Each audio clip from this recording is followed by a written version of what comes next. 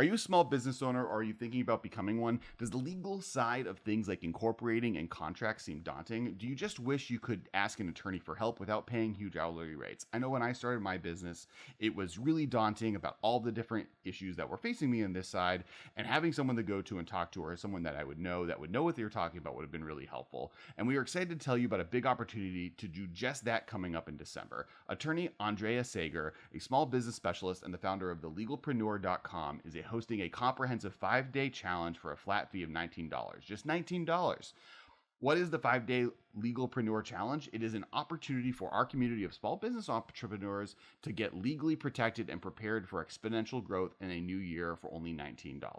December 6th through 10th is a challenge week featuring one legal training video sent each morning, one live support call each afternoon, one downloadable guide for each evening, and a community to support you through the legal anxieties that all entrepreneurs face. This is a group of people that you have access to that I wish I had when I was starting my business, and this is a great way of getting access to that for only $19. Each day, the challenge will target the most intimidating areas of the law that are often overlooked by small business entrepreneurs. Daily topics include entity formation, contracts, trademarks, copyrights, and creating an annual legal review checklist.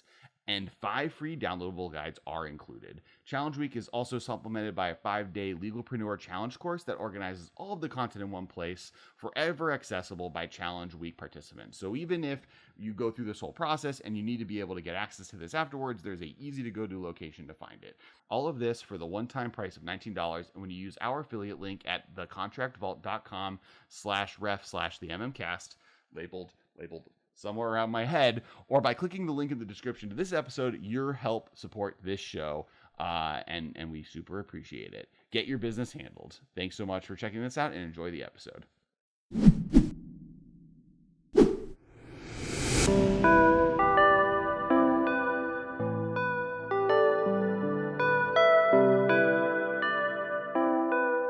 Welcome back to Masters of Modern. I'm your host, Alex Kessler, here with a lovely guest and current today co-host, Carson Masse. Hello, how are you? And welcome back.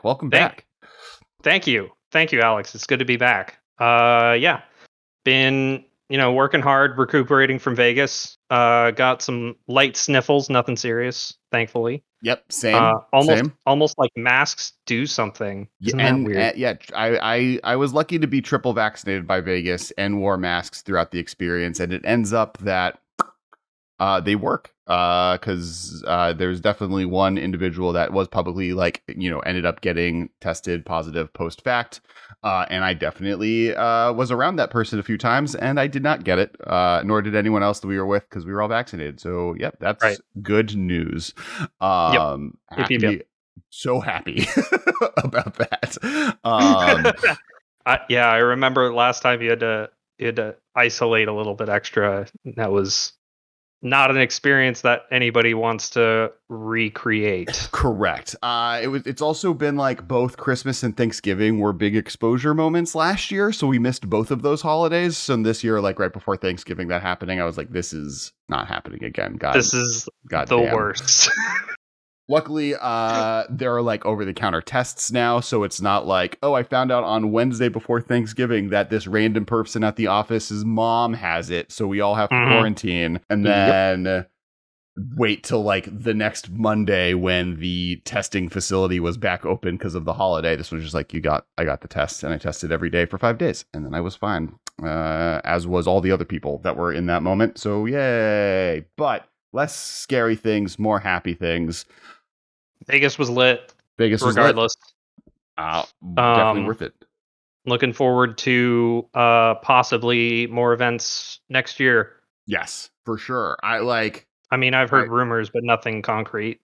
Oh yeah.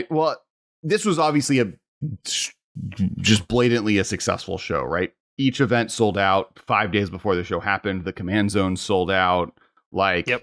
Now, this is like, there's grains of salt, and like the first shows back are always going to be more popular than like the random ones. Like if they were to do a tournament in Cleveland, like it's not going to be as popular as the first tournament in Vegas, where like this was still like somewhere between half and a quarter the size of the last time they had Magic Fest Vegas. Right. And like, but like still like compared to compared to what they were expecting, Channel Fireball was so thrilled with the performance that they comped all of the judges and staff for an extra day's work. Wow. I didn't know that. Like, That's awesome. Yeah. So clearly Channel Fireball was their expectations were exceeded. And I think they also have like a good basis for comparing how this Vegas event will do to other events due to the Fab events kind of doing the same thing, right? They did like a big coming out party. This is in Las Vegas event in September. And then F6 done one in Cincinnati. And I think one in like another state. But yes, so they like, that's a percentage take on like, this is how much this event's going to do in these locations. This is how much it did here. And I would expect Channel Fireball events to have a really good finger on the pulse of how good events would do relative to different locations. Yes. Since they've been doing this for a decade to 3 years, decades. So yeah, decades, somewhere between 10 to 15 like years. Yeah. I do think, well, it's weird too, right? Like Indiana, we went to Gen Con and it was packed, and it was packed in the weird way because no one cares about vaccines or masks there. Right. So that was a whole extra layer versus Vegas, which like had its own issues. And so I do think there's like a weird level. Yeah, I feel like having to get the negative test pre-uploaded could have been tied to the event location or the venue rather than CFB events, because they didn't really seem to do anything with that. Oh, I don't know. As far as I know, where we had to upload proof of our vaccine status like the week leading up to the event. Yeah. I mean, did they not check yours every day you were going in? I might have got the bracelet, right? And then right, but like you just showed your vaccine status at the door anyway to get that bracelet. Oh, sure. Yes. I'm not sure what the whole hoopla about like get pre-checked so you don't have to wait in line and then get it checked again when you get there. I think they were worried based on how it had sold that. Well, we all like, you didn't play in the modern event, right? Or like you didn't play in any of the events, right? So like none of the constructed competitive events. No. So I'm assuming you weren't there like 8 a.m. on Thursday morning or Friday morning. Nope. So I think that is my guess when that was actually relevant. Like, I think if you were playing in the event where everyone had to show up at the exact same time to be able at your table for deck registration, that's the moment where having your vaccine pre-listed and not having to wait in a line to do that process was going to be more valuable versus. That's true and fair. Versus otherwise. I also think like, in some ways, this event was planned in a way that like, oh, we're expecting it to be busier, super busy, so let's make plans. And I think in some ways it wasn't that. And I think that was maybe one of the ways they're like, oh, this is a very, very public way that we know that if it's busy could be a problem. Let's think about how to deal with it ahead of time. That's fair. Versus any other, other thing that could have happened, be it how much staff they had or spacing or how much space they designated towards commander, which is a whole other conversation, which is kind of what we're going to be talking about later today. But yes, I do think, I mean, I agree with other people where I just think it just should be mandatory. I think there's an argument that mandatory plus test recently is not a bad idea, but because I have had the vaccine since as soon as it was possible to have the vaccine for me, I do not know what the process is of getting the test in like an early status way to show you have proof of a test, because I assume you can't use like the Binax over the counter stuff. You have to do something. No, I think your Canadian audience would know more about this, but I think you would just have to like set an appointment at your local Walgreens or equivalent and get the drive-through, like stick the thing up your nose and get the test later that day. Got it. Okay. Because they had to get tested. I think they had to get tested coming into the country. I know they had to get tested within 24 hours before returning to Canada, and then they had to get another test when they at least 24 hours after they landed in Canada. Got it. Okay. Just to make sure that like they're not bringing anything into Canada that wasn't already there. So it's definitely doable. Yeah. It's like a feasible thing. Yeah.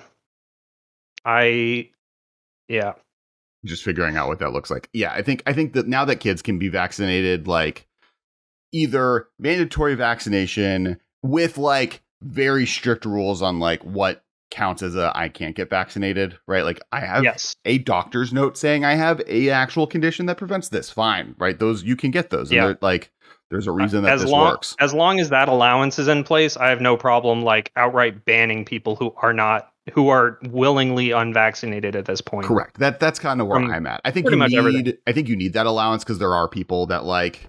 Right. Yeah, I got into it with a prominent competitive player on Twitter over Thanksgiving break about that, and they were like, well, those people shouldn't be doing X anyway. And I'm like, okay, so they can't do anything. They live in a bubble now because their bodies suck. Like, right. That's a shitty attitude. And I want to make sure, like, as somebody who has some of that running in my family, because we have like kidney disease leads to immunosuppressant drugs. So that is the thing that like hits kind of close to home is like, just take that into account. Anybody who's willingly unvaccinated, screw them. We don't need them at our events or in our spaces or in our faces or anything like that. Yeah, it kind of where like, I think we're at a point where this is endemic, right? Especially with what's going 100%. On with the Omicron, whatever. And so I think you want to build structures that are more, and this is my thought the whole time. Like, I think one of my biggest complaints during the whole thing is the way schools were handled was a duct taped, like, everyone that was in charge was hoping that this would just go back to normal next week throughout the entire pandemic. And it was never next week. It was never, right? It was until and so like part of the problem was that every small fiefdom was allowed to handle it in their own way or not handle it in any way. Mm-hmm. Which means that some people did a really good job and were like, go home, hang out on your computers for 6 months and we'll figure it out from there. And some people were like, this isn't a thing that we're going to worry about. So just go back to school. Yeah, right. And there was no investment into structures that would have made that whole process more feasible. Be it like, especially at the beginning of the pandemic, there was a lot of people that were let go from other positions. Can we figure out a way to hire some of those people so that we can have like hybrid school models where teachers are teaching smaller groups of people through Zoom? Or like, there's parts of the country where there's a teacher with a class of 6 people, and there's parts of the country where the teacher has 36 people. Schools no longer have to be based on the location you live in. But that takes a significant coordination from federal people to be able to figure that out. And no one was planning on figuring this out in a permanent way. So we're now at a point where there's a lot of this stuff that I think is just a permanent existence. And the ways that we deal with it need to be more focused on how does this work forever, not how does this work until everyone's vaccinated, because it's not happening. It's not happening. I will say that, like, we were talking about, and this is like much darker than I planned for this, but it's fine. We were talking about it's a hell of an opening we got here. Yeah, traffic in Los Angeles today, because one of our designers who lives in Texas, which traffic is also bad there, was talking about how depressing it is to watch like why traffic happens videos, where it's like, because one car at the front of a bunch of cars happened to hit their brake a little bit harder so that the person behind them had to hit their brake even harder to not hit them, but like just out of a reaction to the fact that they hit their brake lights then causes the person behind them to stop, and then that chain reactions until a traffic jam happens, and the more cars you have, the more likely that is to happen. And we were like, well, the answer to that is probably everyone just having self-driving cars. And then we were like, well, that's never going to happen, because if COVID has taught me anything, it's that the United States has no chance of making progress to solve problems ever again. So there's no drive to collectively solve problems that benefit greater society. Correct. Let's talk about magic and not sad Let's move on to the actual topic of the day. So very quickly, this is the trivia advertising section of the day. First off, thank you, patrons. If you are not a patron, now is your chance to check that out. We are extending the access to the audio only version of the podcast that has all of the unedited content plus 20 minutes on average of bonus content on the Patreon for just anyone who donates. So any level, check that out. It's super, super appreciated. It makes it how this podcast can happen. We can't do this without you. And plus you get a bonus. Shivam Bot just showed up in chat and invaded the pre-show earlier as he was waiting for his show to start. So if you want some music industry knowledge on us. Yes, exactly. So if you want some back end behind the scenes content, Carson has already swore with swear words like a terrible content creator. Weird. It's almost like I'm not a content creator on the regular. And you get to hear all that in the back end. So definitely check that out on patreon.com/MMcast. Also, the new schedule for everyone who's watching. We do this on Tuesdays now. So the podcast comes out every Tuesday on YouTube and any podcast app. One thing I will say is that due to kind of at the end of this summer, the podcast is no longer on the collected.company website, which is where it used to be with the Command Zone. We've kind of not been partnered with them for a while now, but finally that switch happened. So some podcast apps, but not all of them, are having a little bit of errors of continuing it. So if you're coming to check this out because you're like, oh, what happened to my podcast? It hasn't updated since October. If you just like research for us on your podcast app, we're there. Just check that out and you'll find us. And last but not least, I have trivia for you to ask. And this is how this game works. I'm going to ask you a piece of trivia.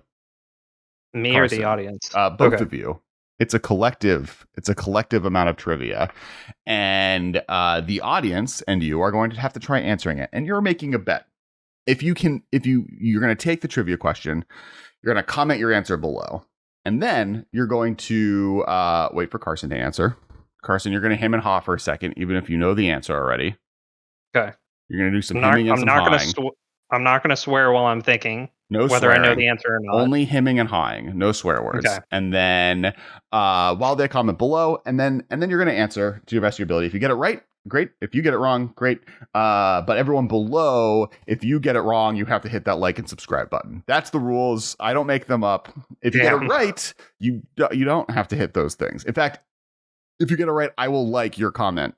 So that's the bet we're making. A like for a like. It's real simple. That's a sweet deal. You get one shiny brand new like from Alex Kessler. All right. Are you ready, Carson? I don't know. This is some old school knowledge. I'm as ready as I'll ever be, Alex. What card has the highest CMC in alpha and beta?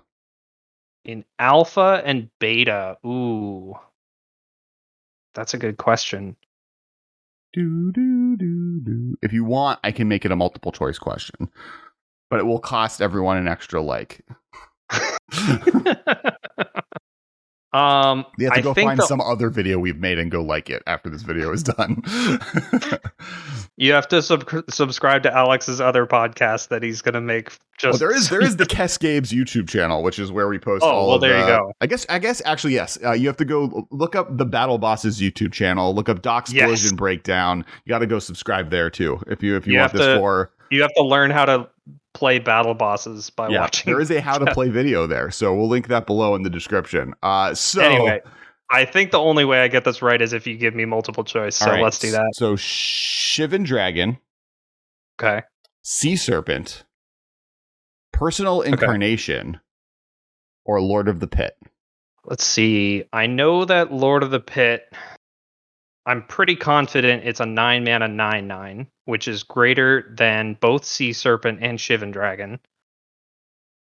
I'm gonna go with Lord of the Pit over Personal Incarnation. That is correct. Lord of the Pit is the most expensive card, not in dollar value, but in mana value.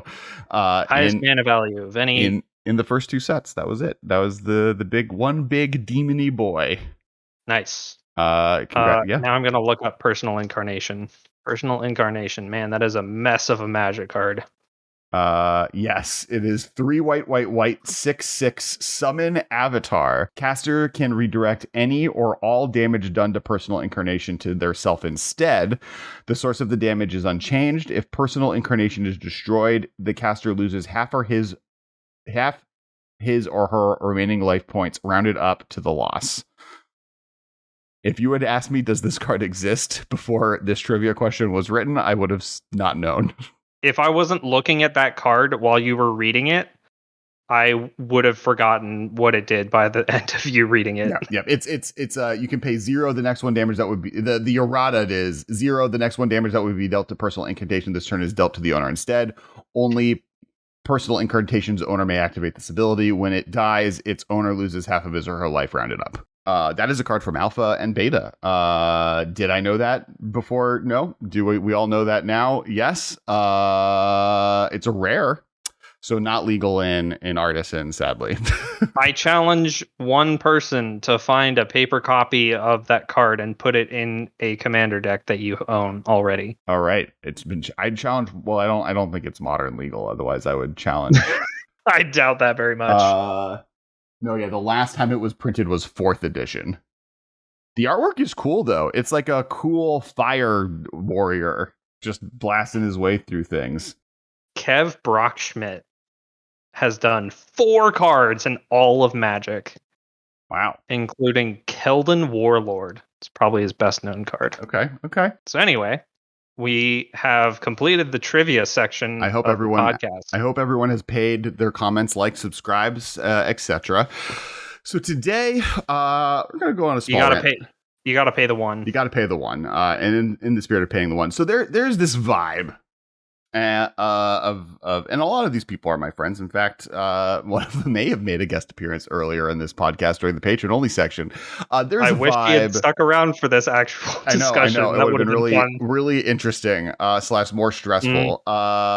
There is a vibe of from content creators and the internet in general. I think this is a held sentiment that like Magic over the last 3 years has kind of moved away from their version of what Magic should be. And this, you see it in Modern with Horizon sets and post-War the Spark power levels. You see this in Commander with like, there's a opinion that any card printed after the Commander precons were printed is bad news. And going back to that era before that is what I wish Magic was, or Commander was still.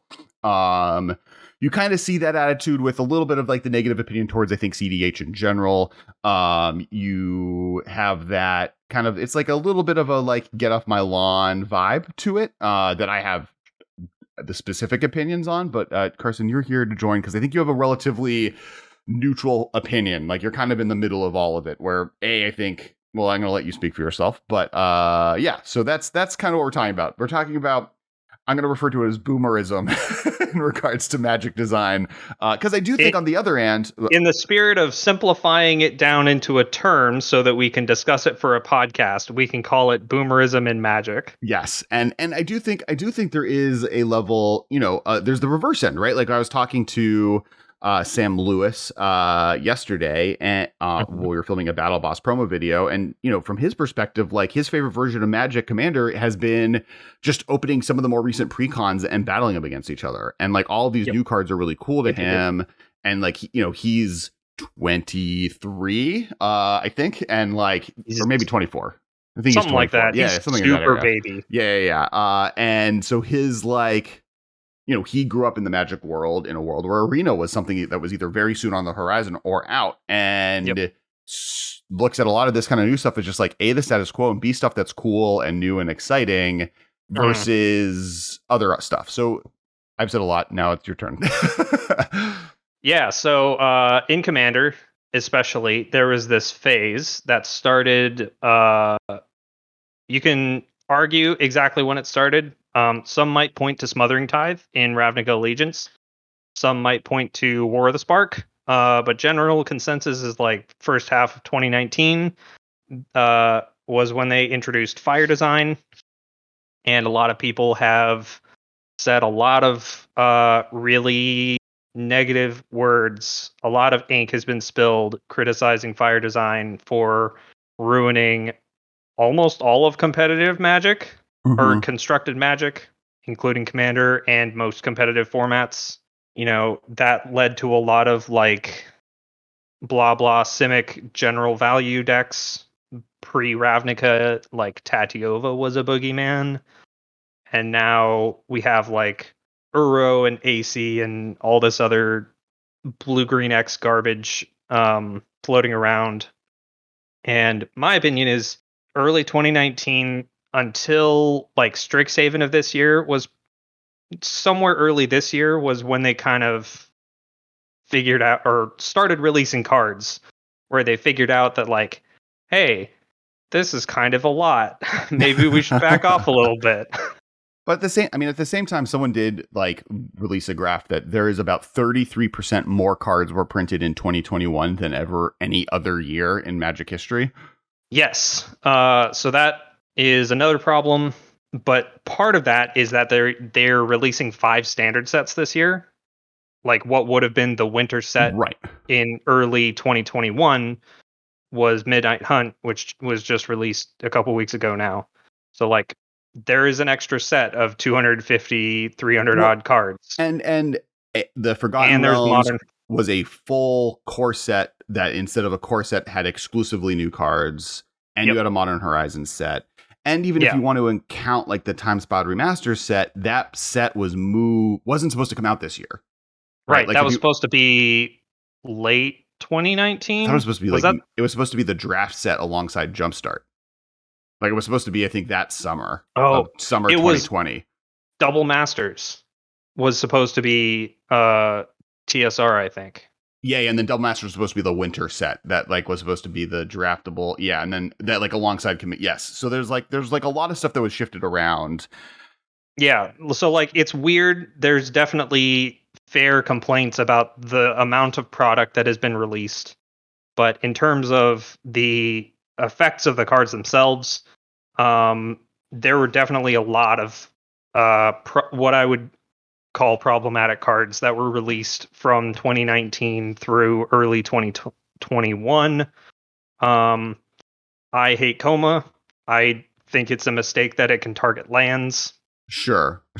As an example, but like starting in Kaldheim, there were definitely a lot fewer dumb cards that people complain about. Strixhaven was mostly fair. There was like the Liliana and the other 2-drop that go infinite with the discard spell. That stuff doesn't. That's like, not a thing that happened. So whatever. Well, it's also like randomly Wizards prints cards that accidentally go infinite with some other weird card from back in the day all the time. That's not a new Fire designed thing. That's been happening. Right. It is inevitable when there's 23,000 unique Magic cards over the course of 28 and a half years. And like, I don't want Wizards to be sitting there being like, oh, we have this really fun, cool mechanic idea, but because in 2004 we printed a card that goes infinite with it, so I guess we won't do this cool mechanic idea. Sounds like that's the darker timeline. Yeah, the timeline where Wizards is or not Kaldheim. That's how you get Ixalan. Like mono red is the only competitive deck in all of Standard for 3 years. Yep.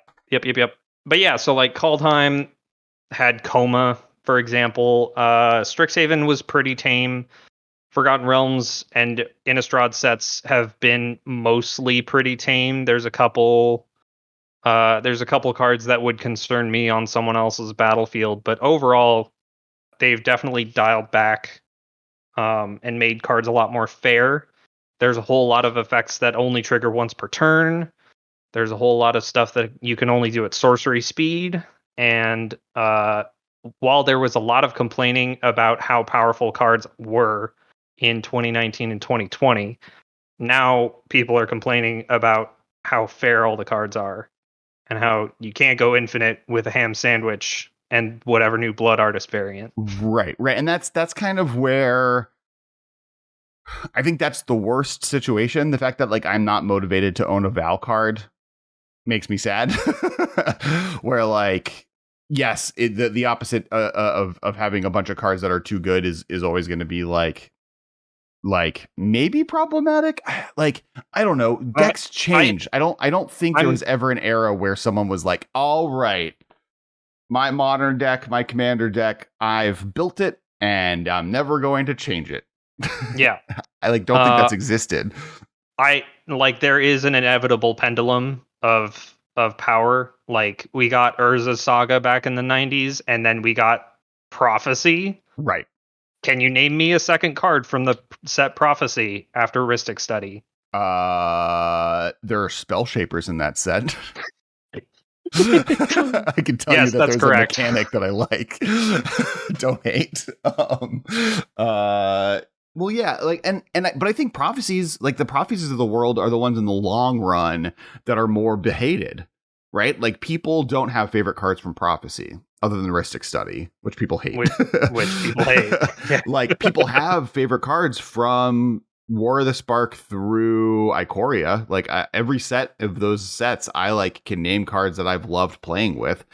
Mm-hmm. Some of them I don't always, you know, I got sick of playing against them. But like, even my favorite eras of Magic, like, I love Stoneforge Mystic. A lot of people love Stoneforge Mystic. I would say most people actually pretty happy with Stoneforge Mystic. But there was an era where everyone hated Stoneforge Mystic because it was the standard boogeyman. And that's true of every Fairies player I've ever met who's trying to still make it happen, because they're trying to live that Shadowmoor dream where that was just the best deck in the format. And that play style is super fun if it's good enough. But when it's not good enough, it's not fun. So like, I think turns out... I think it's good when cards are powerful. I would rather Hall Breachers and Okos exist and then have to ban them, but then we get cool cards out of those environments than not. And I agree with that. Part of the problem is that while they really juice the hell out of a lot of sets for 2 years and change, they seemed to not show the same gusto for banning cards. Well, but and like we know the RC doesn't want to ban cards if they don't absolutely have to. So that's a whole other thing. I'm glad they moved on Hull Breacher. I hate Hull Breacher. I hate cards like Hull Breacher. Yes. Well, that one's egregious. That one's specifically egregious to me because there's like very obvious phrasing that you could have changed on that card. Yeah. And then I think Blake, who's like, you know, company spokesman. So quote Blake said, "Oh, we've recognized that like card draw is too powerful, so we printed this card to nerf card draw." And it's like, you can make less powerful card draw so that you don't have to make this card, Blake. Well, no, I mean, in their defense, though, in Commander, you can't. Like, I do think like right. You've kind of said. I mean, if I was God of the Universe in Commander, I would just ban more cards. I wouldn't be heavy-handed with it, but there's definitely cards that are out there that I'm like, Thassa's Oracle should have just been banned. Right, like that's a card that and I do think there are some other ones. I think there's other cards that, like, honestly, in the long run, it's favored not having banned them. Like, they've become less relevant over time, which I think is also fine. The fact that Blinky McBoatman, yep, I'm right there. Soul Bond, Deadeye Navigator is like not a staple of the format anymore. And at one point, it was maybe the most busted card around. Is like pointing towards the format can self-correct itself. But that also is true of just like cards becoming more powerful. I think there are, like, if Wizards is looking at Commander and Modern and other formats from the perspective of we want to mitigate bannings as much as we possibly can. The other solution to that, on the other hand, is we want to print cards that fight the problems of those formats, so we don't have to ban cards. Like, if I can make a metagame where this effect isn't good, print a lot more Silver Bullet type cards, you mean? Well, but the problem with like Silver Bullet cards in Commander, I think this is something that did happen. I think this partially happened because of Best of One design for Magic Arena, right? Like, they started printing main deckable hate. They had to make Arena work. You started like, that's why like all of those double face cards were like one side effect that's generically good all the time and one very, very, very powerful hate card. Right? Like, exile all graveyards and do damage to how much this card doesn't exist, but like do damage to how much cards you exiled, or make a 2/2 for 2. Worst case scenario, this is always make a 2/2 for 2. You can play this in your main deck, black-red aggro deck, but then when you play against the dredge list that when we were doing pre-testing, the black-red aggro deck couldn't beat to save its life, especially in Best of One, you now have a hate card in your deck, and sideboarding so now you don't have to put Tormod's Crypt in your list that's only relevant against 5% of the field. Right. That completely hoses you. Correct. Like in your main deck because you're only going to ever play one game against these decks. And that's like what the power of flip cards for that whole year was about, right? Was that it was a lot of this card does one thing or another thing. So it was kind of funny how high people were, especially when they were first revealed in Zendikar and they were half lands. And everybody was like, you play every single one in every deck you ever make for the rest of your life. And I'm like, eye contact, look me in the face if you're excited about Spikefield Hazard. Like, show me all the lists where you're playing Lava Dart. Have you seen Charbelcher in Modern? That deck exists and is like good. Sure. Yeah. Like Goblin Charbelcher is less of a meme than it used to be. But like when you're in commander circles and people are excited about Lava Dart, miss me with that. So yes, like Lava Dart isn't the card that's off play, but the 1 mana black, whenever a creature dies, bring it back into play is a staple in every format it's in, right? Oh yeah, you have like a lot of the cards were powerful on their face. Well, but that card is in every limited set. Like the amount of 1 mana black cards that protect a creature by having it come back into play that have never seen play, even in limited, is high. But that card, because it is attached to a land, because it is a free card that you're getting to play, that late game draws you value, is good. Spike Dart is an example of the opposite side of that effect, where just that wasn't good enough. But I think like... But that was kind of my point, is that you had to actually evaluate the cards and not just say, it's an effect staple to a land, so it's always good in every deck that can play this color. Sure. Which was what a lot of people and a lot of content creators were saying when those cards were previewed. And I think there, because there's a ton of them that are great, and there's a ton of them that aren't playable, right? There's the Elephant 3/2 Landfall, and there's the like 5 mana 3/2 Rogue that has Menace or whatever, right? Like, yes, there are cards that were made for limited with that mechanic that weren't. I think what's actually really interesting about the double-sided cards more than anything is because it went like Zendikar was like, we did it right. There's a ton of them. They're all unique. They all like a version of this card has seen play in every format in Magic, and none of them are problematic. There's a wide gamut from bad card that you're okay with in limited and good card that you run in your constructed decks. And none of them are egregious problems that we have to think about later. Right. Like, I think the double-faced land cards are the best design from Magic in the last 5 years. 5 years. Wow. Not double-faced not MDFCs. Like, I think there's a different conversation when it comes to the creature gods and the creature spells. But just specifically the lands. Yes. I don't have enough information to fight that, so yeah, that's fine. I'll allow it. So the mechanics that have affected the world of Magic since then, right? Like not specific formats, nothing specific. Companion, which controversial. We'll circle back to that. You have Adventure. Which is probably the second of these, but also relatively unhappy with, I think, from people. But maybe the second best of these, it would be the one I would maybe be able to be argued is good. You have static ability Planeswalkers. Mistake, widely regarded as a mistake. Caused a lot of play pattern errors and problems and memory issues and just like ignoring.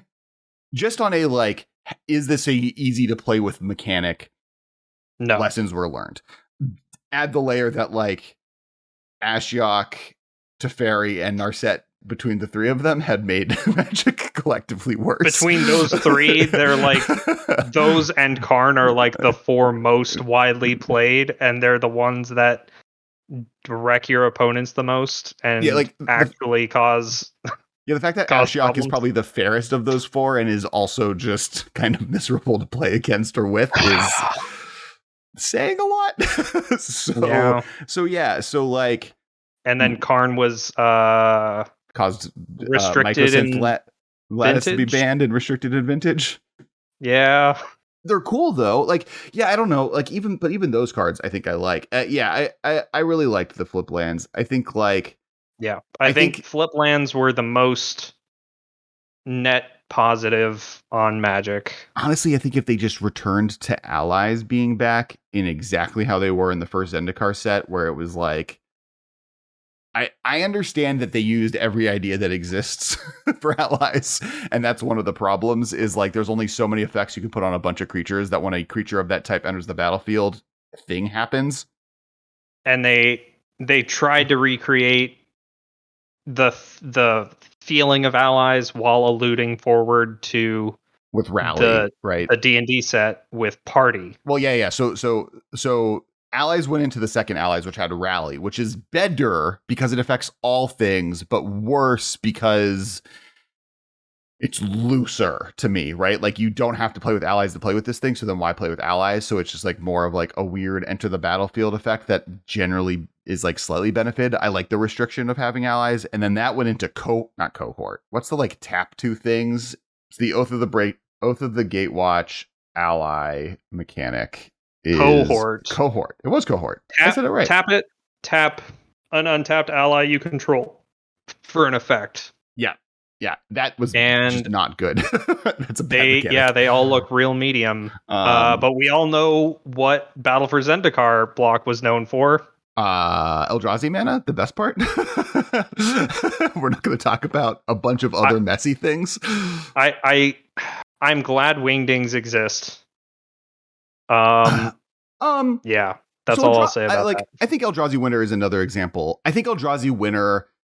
Actually, I think not every problem with Battle for Zendikar. I think a lot of the problems with the Battle for Zendikar block gets fixed by moving Wingdings to Battle for Zendikar and not Oath of the Gatewatch and making it the main mechanic of the set of the block. It's splashy. We've had this conversation on the podcast. I guess for new listeners, for those who don't and for know, new me, for Carson, for those who don't know, even who weren't playing back then, there is a sixth color of magic. It's called Wingding mana. It looks like a little diamond. It's the symbol for colorless spells. It is also something that the Eldrazi that follow Kozilek, who's one of the big Eldrazi titans, who showed up in the second set of the Battle for Zendikar block, use as a mana cost to do things. And because this existed, they were able to print Eldrazi that were a little bit more efficient because you needed lands that tapped for colorless to play.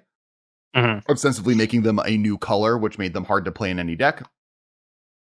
But at the same time, they had not yet banned Eye of Ugin, a card that makes all Eldrazi colorless spells cost 2 less.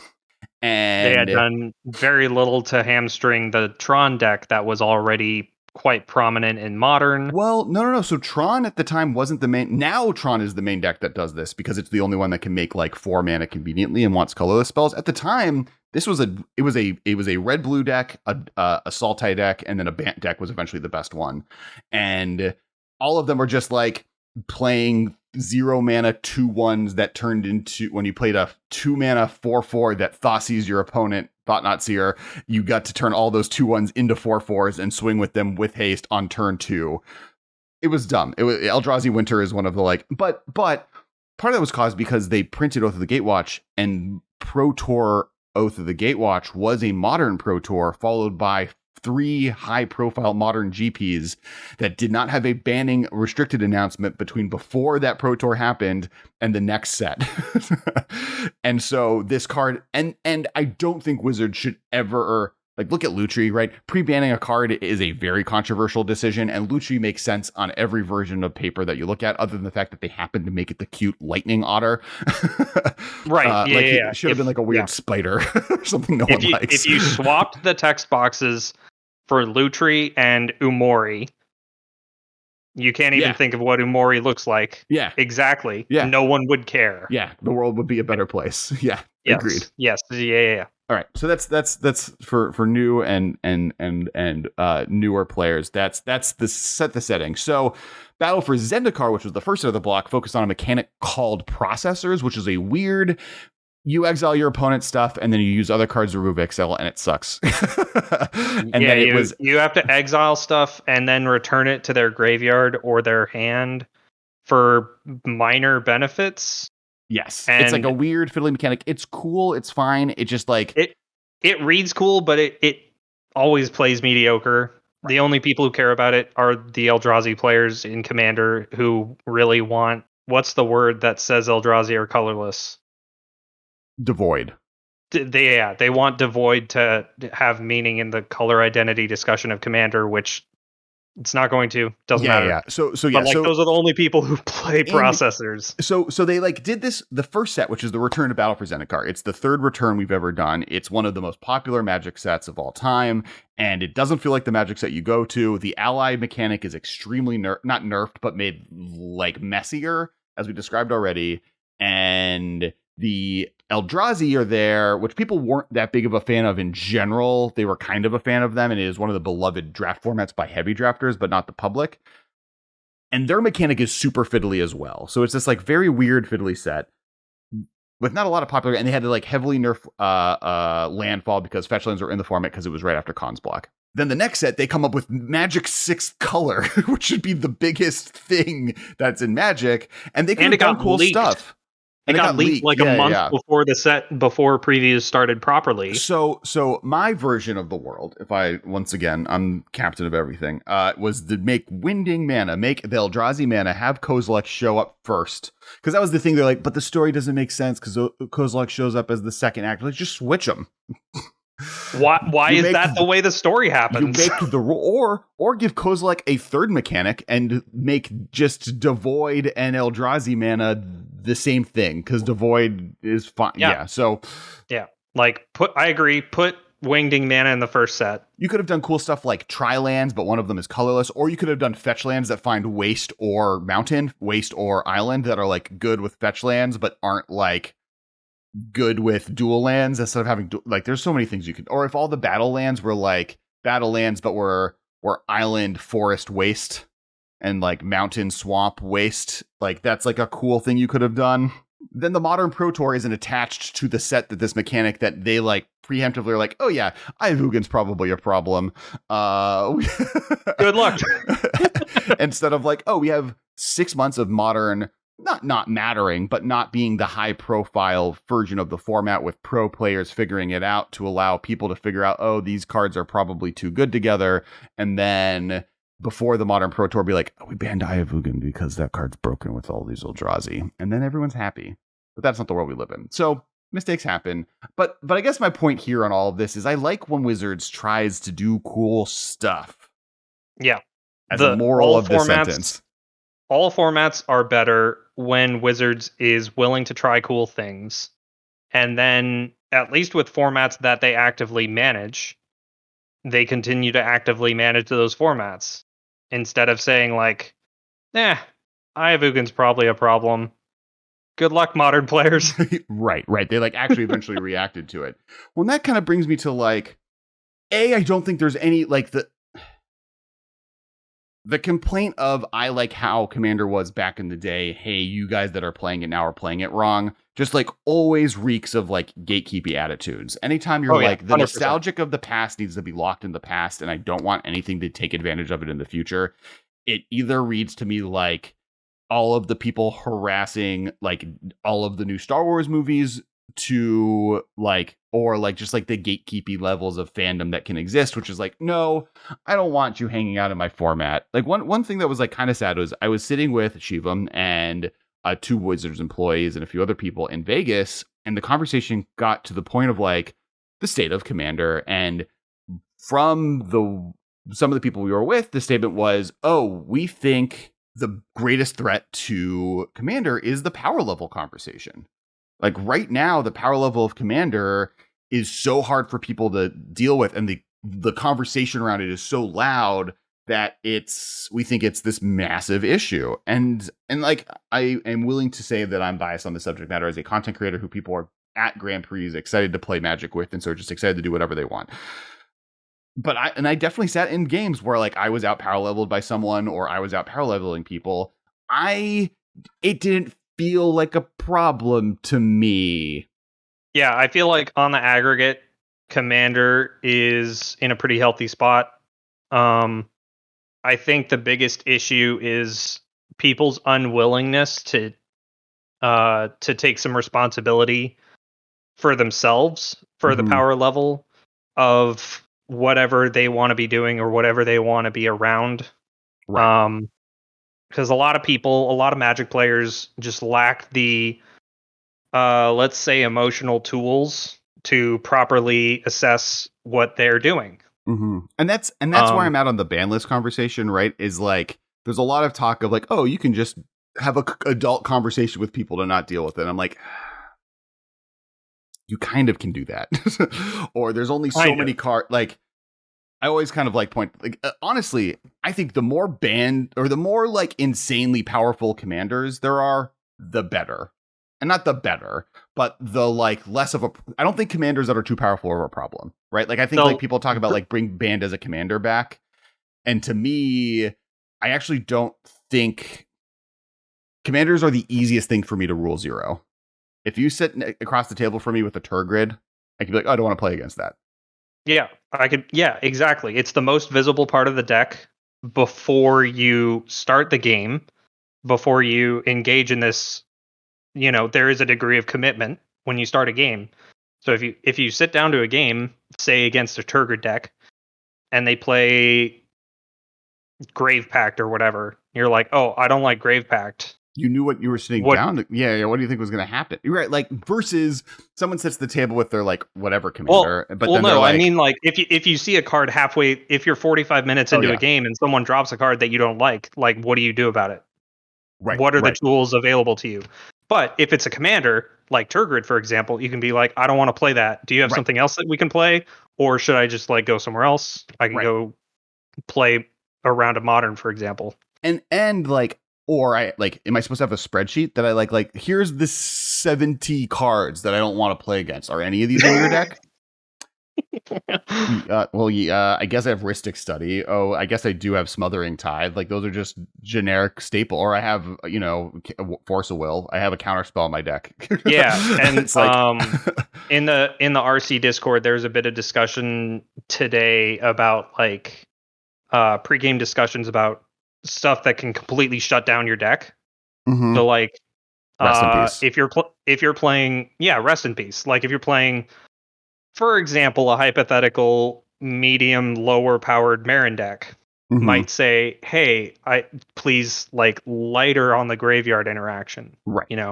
If someone windmill slams a turn 0 Leyline of the Void, you're probably going to be like, all right, have fun. I'll see you later. Right. Like, and we did this on I Hate Your Decks, like we had the pre-conversation with Becky, and Joe has a Klothys deck that's like a land destruction deck, whatever, which that part of the deck I was fine with, but it was like, oh, I'm playing a Luris deck, and she's playing a Plarg Reanimator deck, and you just having Klothys in the command zone is going to make it so neither of these decks do anything.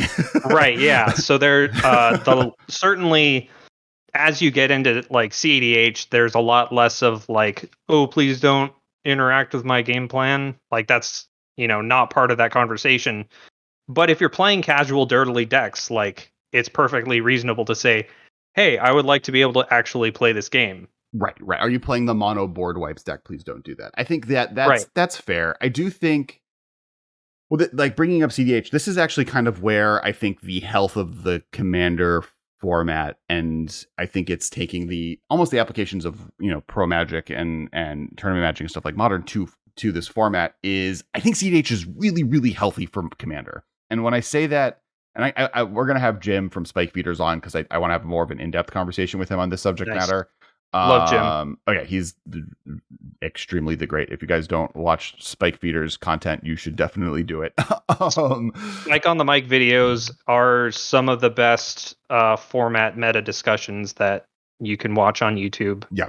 And they treat Commander like we treat Modern, right? Where there is a structured power level conversation of what's viable, what's not, but we also want to have a conversation on like, oh, you want to make a Lich work in CDH. Sometimes they have deck text, better know combo, but like especially the Spike on the Mic videos, they talk about serious issues with the format and they give you good vocabulary so that you can have discussions with yourself and your own play group where you may not have been equipped to have those discussions in a productive manner before. So anyway.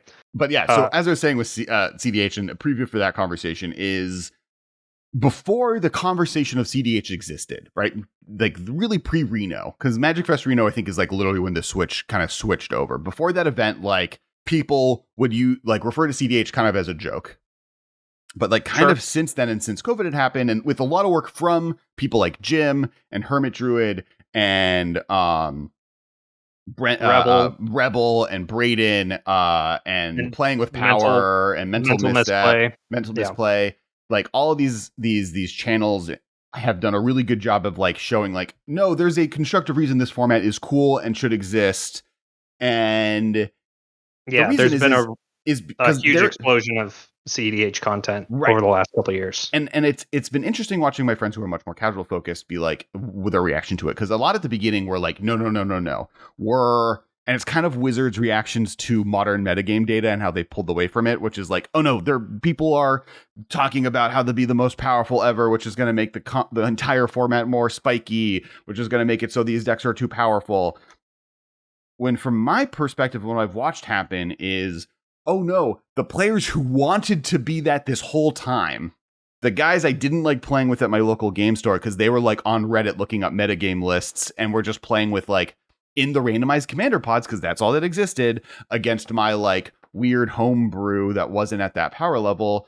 I got stomped on. I'm like, oh, this sucks. This guy's like, doing what I want to be doing in modern. But here, now he has a way to communicate that that's what he's looking for. He can be like, hey, Heidi-ho, the store I'm at, can you create a CDH pod? Just have people sign up for that separately. This is what I'm trying to do. And now there's a formalized conversation on what that is a different point from what other things are.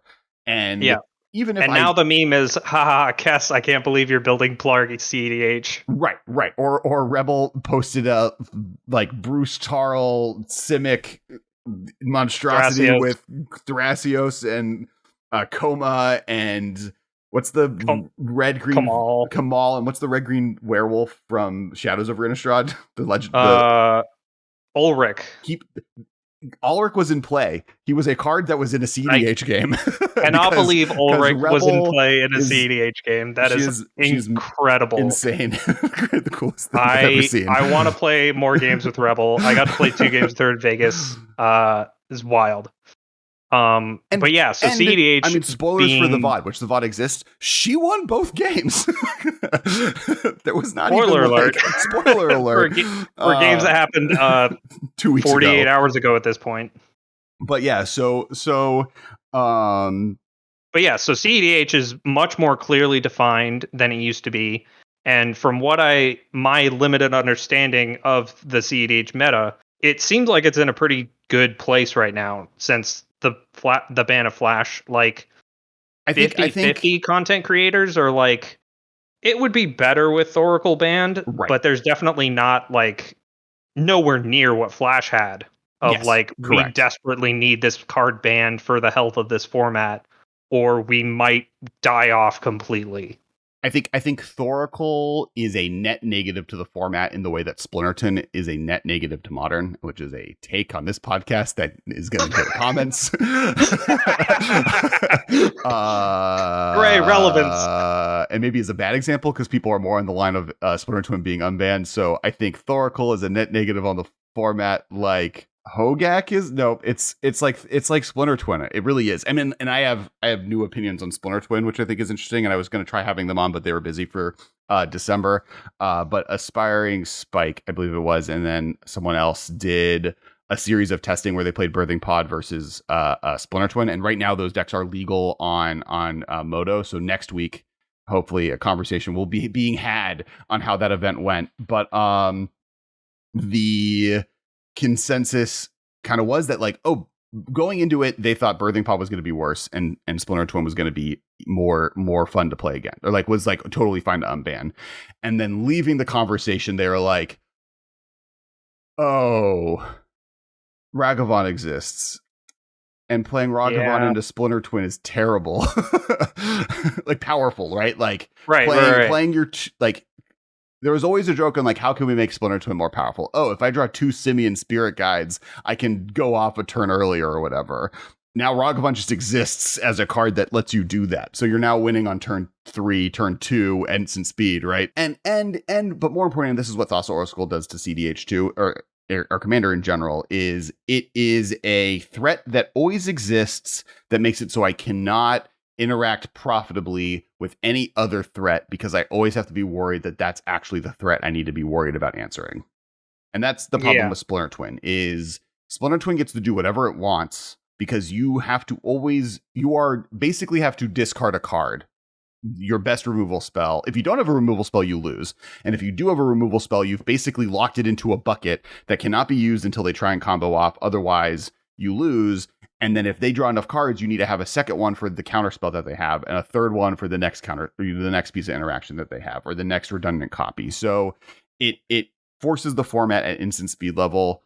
Like Splinter Twin has gotten better. Counterspell and Ragavan exists. The interesting thing, though, is that Birthing Pod was probably fine. And they were playing it in the Yawgmoth deck, which is like the best possible deck for a Birthing Pod. And they were like, oh, this is good. This is better than Eldritch Evolution, but it's not that much better because it costs 4 mana versus 3 mana to activate. I lose 4 life to do it at that point versus no life in a format where that is relevant. And there is now like 7 different removal spells that are all easily heavily played that get rid of it. Birthing Pod is the card that like they ended up being like, oh, this card's fine when going into the testing. And I'll have Michael, if I fail at finding the link for this, just everyone tweet at Michael Duddard at Duddard1, I believe, on Twitter, and he'll give you the link to the content that existed. I believe it was Aspiring Spike who made it. I'll look on Twitter just to confirm. But yeah, so I think Thassa's Oracle has that same problem that Splinter Twin does, right? It makes it so that I have to always be worried about this card. And my issue with Thassa's Oracle is 2 additional fold. One, I think it's actually showing up in casual games of Commander more than Flash ever did. Right? Right. Like, I know I've heard enough of that to be concerned, but not necessarily enough to convince me that it is in desperate need of a ban. Correct. It's not currently affecting the format at the way like Golos was, like or like other cards that like everyone's like, oh yeah, that's probably the right idea. But it is not showing up there. Like Flash wasn't, right? When you banned Flash, it was a exclusively CDH concession. Yeah, Thassa's, I think Phil is the only person I've ever heard of play a casual Flash in my entire life. Oh yeah. And then Thassa's Oracle's not. The other one is Thassa's Oracle is easily replaced, which I think is actually a benefit. People always argue like, oh, but if you ban Thassa's Oracle, they'll just play Lab Maniac. Except Lab Maniac is killable with Lightning Bolt. It is a permanent. You can once you remove the permanent, the effect goes away, which is good. Which is not true of Thassa's Oracle, which wins on the stack where only one color can interact, playing cards that you would generally play. Every time you say like only one color can interact, everyone brings up every other random like. Yes, Torpor Orb exists, correct. And white has Torpor Orb bond creatures, and those do also interact. But A, you could remove those permanents before you go off, which is not hard to do. But B, those are weird cards to be playing. That if the metagame is being warped so thoroughly that Torpor Orb is a like. Also, are you saying that every CEDH deck should be playing Torpor Orb? Because that sounds like a bad format.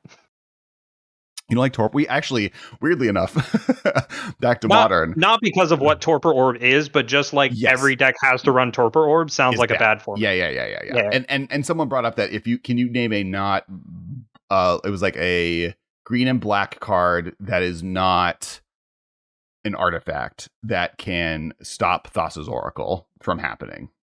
Like, is there a card in Marin that can do that? The answer is no, I believe. I think like other than I don't think there is. Is I like was my response. Or like that one. Did you say with that same like maybe I'm wrong and will be roasted in the comments inflection? Well, it definitely can't stop it, but the timing of it has to be very, very, very perfect. Right, yeah.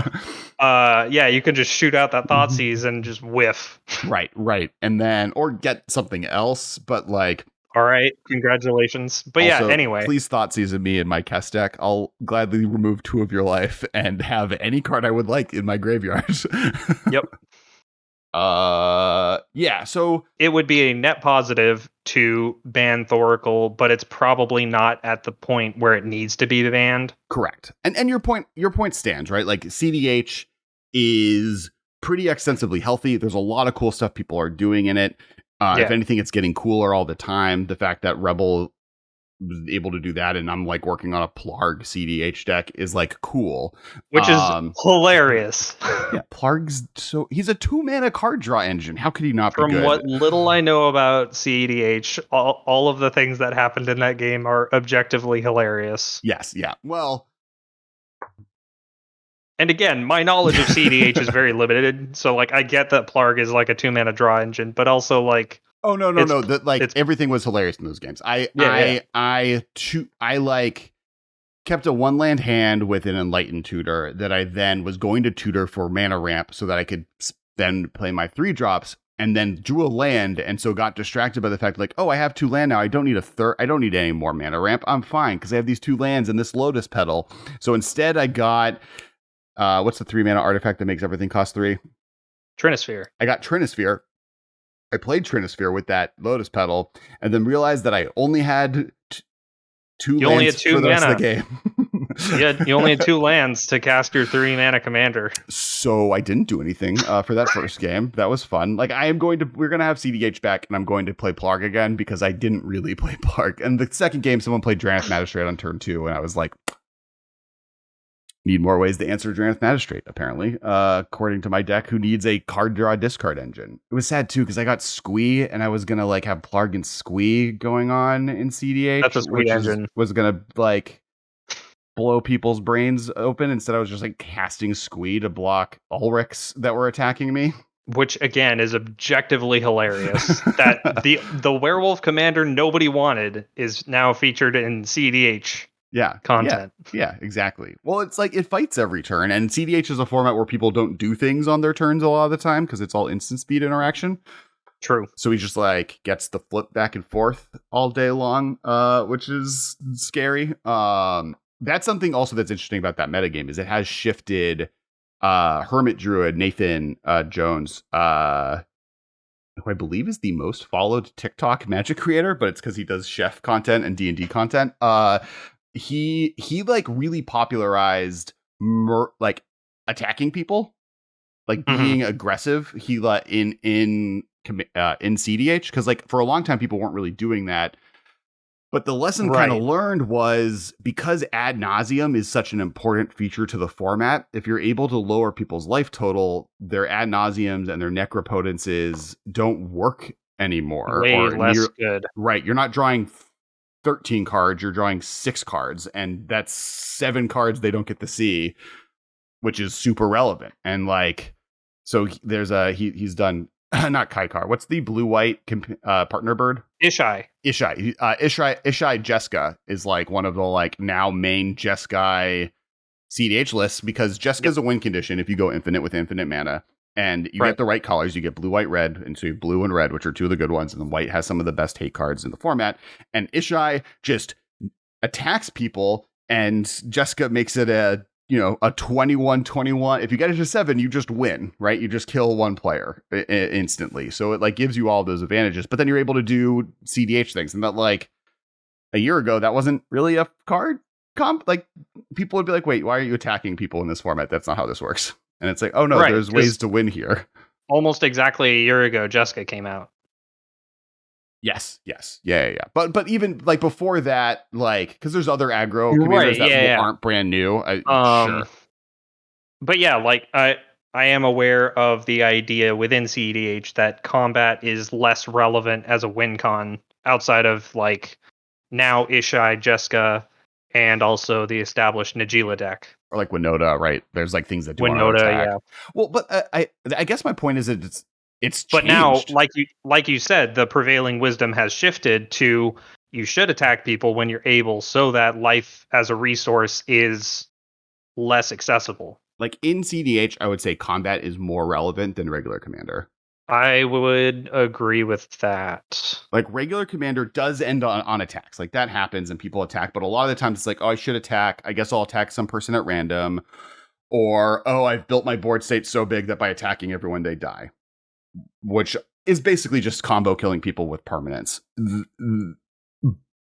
Versus like, oh, I'm going to be aggressive against Carson because he's on black and I want to make sure his ad naz is worth less based on the cards I know he has in his deck.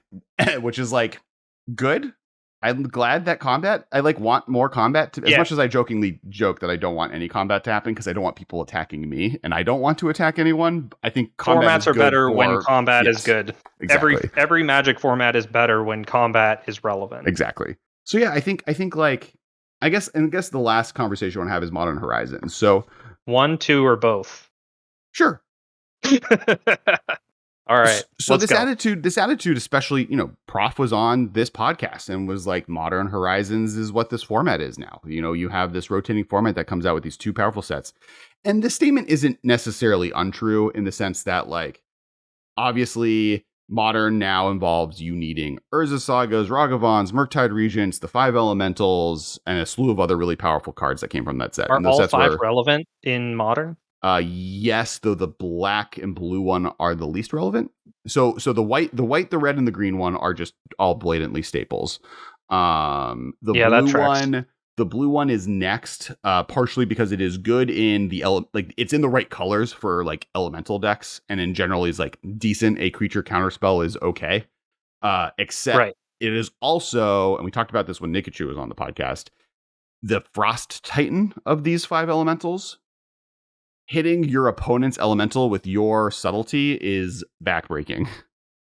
Because you've now bounced their thing on top of their deck. You've put them down 1 card. You've put them down now 2 cards. And if you can cast your thing for 4, you're like really ahead of them. So you're able to answer their solitudes and you're able to answer their things in a way that, so it like has that beneficial effect. Grief is by far the worst one. The thing that Grief is seeing playing the most are like ephemerate decks that are just in black and white. Sure. Like the Reanimator deck or whatever, where you evoke the Grief and then you flicker it with the sacrifice trigger on the stack. Correct. So now you have like a free 3/2 with Menace. Right. And that thought seized them twice. And like that's where it's like power level is seeing the most play. It's in the Reanimator decks more because most of the other black-white decks are Luris decks. That one isn't one necessarily, right? Like you have to be playing black in a deck that doesn't want Luris, which is often going to be something that's why it's and it's a weirdly positioned card. Me like going down 2 cards to get rid of your 1 card isn't really that amazing more often than not. Not really, no. So you need to like A, be doing something with it like Ephemerate, and B, not wanting to play Luris, which is why there's like 2 decks that do want to play with it, and those decks are cool. But it's definitely the least amount of play being seen. That tracks, yeah. Versus like Subtlety, which also is really good with all the Cascade decks as well. So like, because it's a interactive spell that's 4 mana, so Cascade spells go by it, but also plays well with the other good cards like you play with, because those decks now play like Fire and Ice, and they play the Fairy. Brazen Borrower. They're playing Brazen Borrower. So you're playing all these like good blue interactive spells. Yep. Because Adventure and Double Face cards work really well with Cascade, as do the Pitch Elementals. So that's why those decks are playing those. And so the Subtlety is the 4th most played. Endurance is like just generically one of the better cards in the format. And then the white and the red one are actively backbreaking. Ends up that Fury is good. And so is Solitude. So what are you going to do? But so like all these cards from Modern Horizons 2 are super important. Modern Horizons 1 added Urza and Force of Negation and Hogak. Like past more what's legal now, right? Yeah, because I think we've established cards will be printed in every set, and once in a while they'll need to be banned. And I don't think that's bad. I think it's bad when Wizards doesn't do it quickly. I agree with that. Yep. I used to kind of track Standard, and there's definitely that attitude around Elrond's Epiphany. In Standard, where like, is this really what you want especially your top echelon of professional play to be? Especially now where Standard is cheap, and by that I mean it's like it's Arena, right? Like in-store Standard doesn't exist, so I think there needs to be a like if I'm banning Elrond's Epiphany, it's fine. That card is in a deck with a bunch of other good cards that owning those cards are fine. But if I'm banning a card that like don't have good examples because I don't pay attention to modern, like anything on Arena. But like if I'm banning a card that's like a piece of a deck that all the other cards in that deck are so specific to that deck that once you ban that card, that deck no longer sees play. So I've now wasted a bunch of wild cards on bad cards. What about the Cat? Great. Didn't Oven see play still after Cat was banned? Like the sacrifice decks were still seeing play. They still saw play, but I know the Cat ban was pretty... Winota maybe is a good example. Revelatory. When it was banned or restricted or whatever, or Fires of Invention was like a bunch of cards that you don't need to play. Whatever. Yeah. We don't need an example. The idea. Anyway, there's a long list of cards that they banned over the course of the last 2 years. Yeah, if Wizards are banning a card on Arena, there should be some level of like, here's a bunch of stuff that like, or here's more wild cards than just one, because we realize that your entire deck has been decimated, and like all of the wild cards you spent to make this deck don't work anymore. I think there needs to be a realization on that. The other answer, I think, is nerfing, and part of me would not be surprised if Wizards just decided to start nerfing and like creating a separate standard environment and a separate functional errata on cards on Arena. Yeah, like on Arena, because these cards on Arena in this version of standard that we'll create will be slightly different. You'll have like, they definitely tried it. There was one event where it had like Uro and Field of the Dead and Teferi and Oko, and they all just had their dials turned down a little bit. Oh, interesting. Okay. Yeah, so they had that event where it was like, these cards you cannot play in any competitive Arena format. They've been banned out of every format that you could play on Arena. So here's some more fair versions that you can use for this event as like a test. Yeah. Well, and they did the Arena only cards too, right? Like they have Arena all the only from cards. Jumpstart with that, like the mechanics could never be printed in paper. Not even just right, like, yeah, where they're like, create a random card in your hand. Yes, right, like Hearthstone mechanics. Like, so yeah, I would not be surprised, especially now that you're saying that they've tested it. I would not be surprised if within the next year we see like some amount of like, oh, this card's a problem in standard. On Arena, it costs 4. Because like Arena standard does not exist in paper play. I think like the future of paper play is Pioneer and Modern. In fact, I think Pioneer has a higher chance of coming back, or a format like Pioneer coming back, more so than I did 3 months ago. And there's also a good chance that Pioneer makes it onto Arena fully. Yes, though you'd have to. Arena is such a mess with historic. Like, yeah, maybe it works. Agree with that. Like, it's so hard to tell what cards are on Arena and what aren't now. But I would I would not be surprised if they started just like micro editing Arena cards and being like, you know what? Instead of having to ban this card so this deck no longer is viable, it takes 4 cards or like Faithless Looting only discards 1 card or draws 1 card and discards 1 card. Or Alrund's Epiphany can't be foretold, or costs 9, or doesn't make any birds, or like exiles itself, right? Doesn't it not exile itself? It does. It does. Okay. Yeah. So I don't know, like, yeah, stuff like that, right? Put in different effects that would make that card worse. I have mixed feelings about that. Like, doing it in a format that's not relevant in paper anymore, like standard, is probably pretty harmless, but I still have big reservations about them having functionally different versions of 2 different cards with the same name. Sure.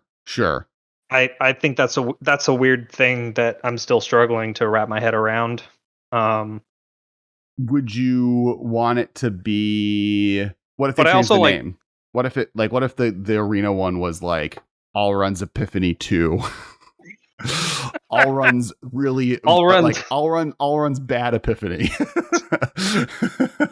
Alrund's Epiphany, but worse. Yeah. Alrund's thought brain blast.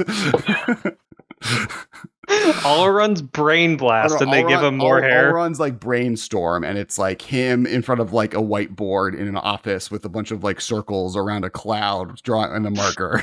Are you volunteering to make this art, Kess? Yes, I will Photoshop. If people comment it below, I will make this artwork for them. Make it happen, people. I will. I would be a lot more okay with it if they changed the names of the cards so that they did not have a paper version that was functionally different. Okay. Because that's the line, right? Like, you have a card that does one thing in paper and something different in their primarily featured digital client. Right. Sure. That's weird and uncomfortable for me. I know a lot of people have proposed that, but like, yeah, no. I think that's a this solution. Is where I'll be a boomer. Well, and like that's a big line, right? Like, once they start, if this hypothetical future happens, or in this one event did happen, start releasing, and like one-off events is a totally different thing than like standard format features Field of the Dead, and now instead of 7 different lands, you have to have 11 different lands. Is it different weird that names. standard is then just a dead format in paper? Like, does that kill standard? Paper standard. I think that firmly kills significant paper standard play. Yeah. Not that it's like currently doing anything to begin with, but like there's an argument that it already has been murdered. But like, yeah, I don't know if standard in paper survives if that happens. I guess. Follow-up question: does Wizards care if paper standard dies and arena standard reigns supreme? I don't know if they do. It's not like paper Magic is not selling for every other format. Modern, proven successful. Commander, more popular than it's ever been, and is now the driving force of paper Magic purchases. I think Mark Rosewater might be the only person who's not wildly enthusiastic that Commander is the most popular constructed format. Like even like pro players aren't, right? Like I guess like that's another people that are like, oh, I used to grind pro play. But if Modern just becomes their format, a lot of them won't complain, and some of the ones that didn't like Modern before might complain. But like this was a point about that Nikachu made as well. The elementals have actually offered a lot of really good interaction to the format. Like the complaint with the elementals is that it's like 5 $40 plus cards that now exists in Modern that like every deck is playing some amount of, probably. But on the other hand, the format is significantly slower now that you have Force of Negation and Solitude and Fury just slowing every deck down, which I think is a net positive to the format. Like the opposite end, yes, Ragavan into Splinter Twin now exists, but also Solitude and Force of Negation exist. Yeah. I guess Force of Negation does stuff on your turn, but you can counter the other half. But yeah, so like I think Ragavan is probably a net negative to most non-commander formats. I don't agree, actually. Weirdly enough. Really? Yeah. I think Luris is. I think they should just ban Luris. Do we want to talk about Companion for a minute? We can. Let's finish on Ragavan. Okay. I think Ragavan is like very obviously the best card in the set. I think Wizards knew it was. I think its goal is to be the new Tarmogoyf. I think they saw that Tarmogoyf was a $20 card. And I think that like Modern is allowed to have a few $70 to $80 cards in it. It always has. Like anyone who's like, oh, Ragavan's so expensive. I'm like, well, Tarmogoyf was $100, $120 for a long time, alongside $80 Lilianas. Yep, Goyf was over 100 for the first 2 Modern Masters sets at least. Right. And the second one, the first and second Modern Master set actually made it go up in price. Because people would open 1 and need 4. Yeah, it was a more visible card that more people had access to, thus more people wanted. Right.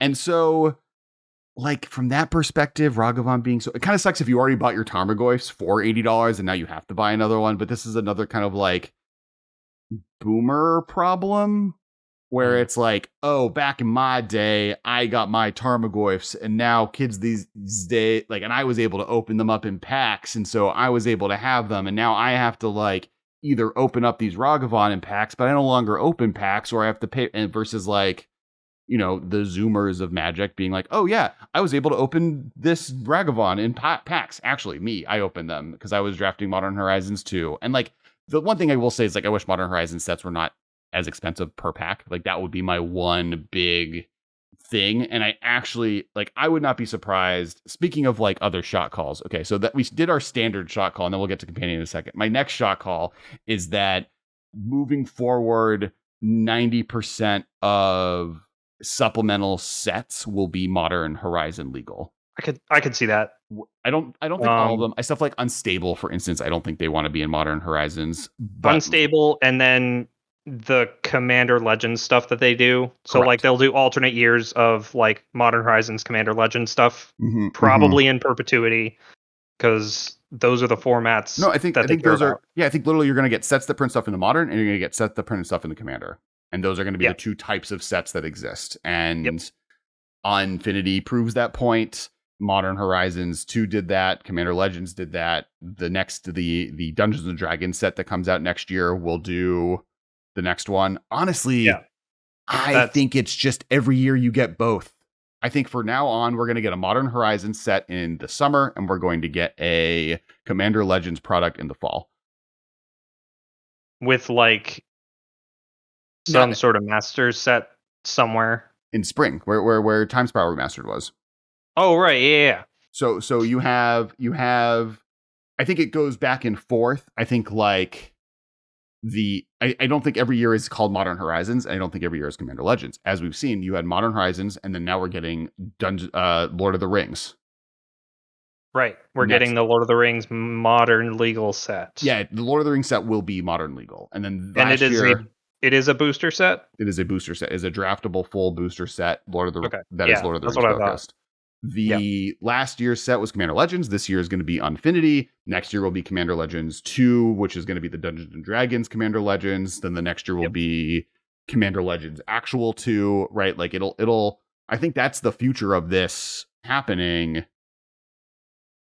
And I think part of it is because I think for them, Standard is now an arena format, and the paper formats are Modern and Commander.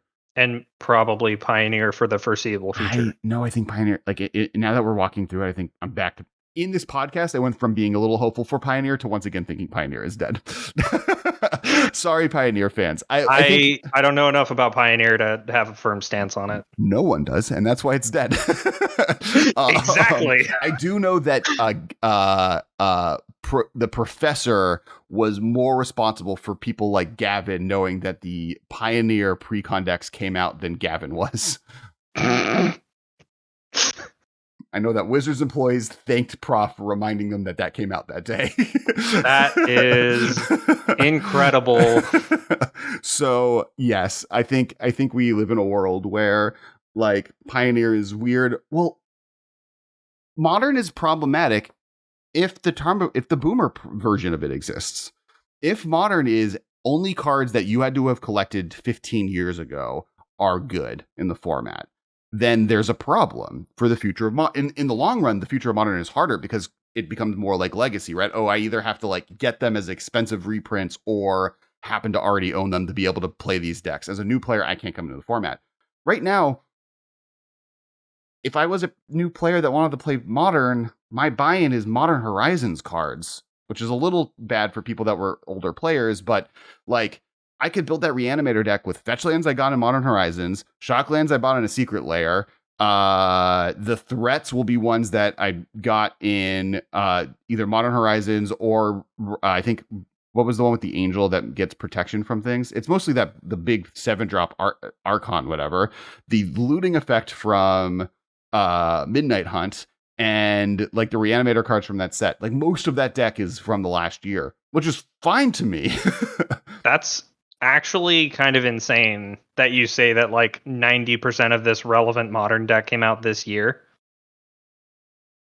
Which, like, there are people that are arguing that is a bad thing, and that deck is not super inexpensive, but yeah, I can kind of see the argument where like maybe not the best look that a relevant Modern deck that's supposed to be like a 20-year-old format is. The average card age is like 6 months old. Sure. Well, or was printed in the last 6 months, right? Fetch lands and shock lands were all. But I mean, part of that sentence is also like, I think the biggest problem with Ragavan is that it's too good in burn. That's know my like actual problem with it, and I think the problem there is just that like there needs to be easy entree cheap decks for people to buy to get into Modern. That currently there are not as good enough really good ones, and that could be fixed if they just print every card in Hammer Time into the ground. That's my solution, right? Is like to make Modern more affordable is pick like 3 decks in the format. And like if you just like print 2 Secret Layers with Urza Sagas on it and you like do like Urza Saga and Shadow Spear and some other cool equipment. Or just like Urza Saga is the F&M promo for a season next year. Or it's the GP promo when GPs come back. Like just like make it a really heavily circulated promo after Modern Horizons 2 leaves print. Hammer Time. All right. The expensive cards. Stoneforge Mystic. Print Stoneforge Mystic into the ground. I have no problem with that card being cheap. They've already done it a few times. I don't think it would take that much effort to do it. They just printed it in Double Masters like a year ago. Right. Sigarda's Aid is not that expensive. It's $30. Actually, it's Esper Sentinel, Stoneforge Mystic, Urza's Saga, and Inkmoth Nexus. If you print all 3 of those cards into the ground, 3 cards that I think would be totally fine to do that. Like, I don't think Stoneforge Mystic is that problematic of a card to just reprint a bunch of times. Hammer Time becomes an easy deck to buy the format into. Because those 3 cards together are a total of 100, 200, 300, $500 worth of the deck. It's just those cards. For a playset of each. For a playset of each, or for the amount that the deck is playing, and you sure. Take the deck from $1,000 to $500, which is still an expensive deck, right? Like, that's not a value deck, but that is a reasonable buy-in for what people are arguing is the best deck in the format. Yeah, I mean that's a reasonable cost to potentially win several modern events, right? And like, and what cards did you say again? You said Stoneforge Mystic, Urza Saga, Esper Sentinel, and Inkmoth Nexus.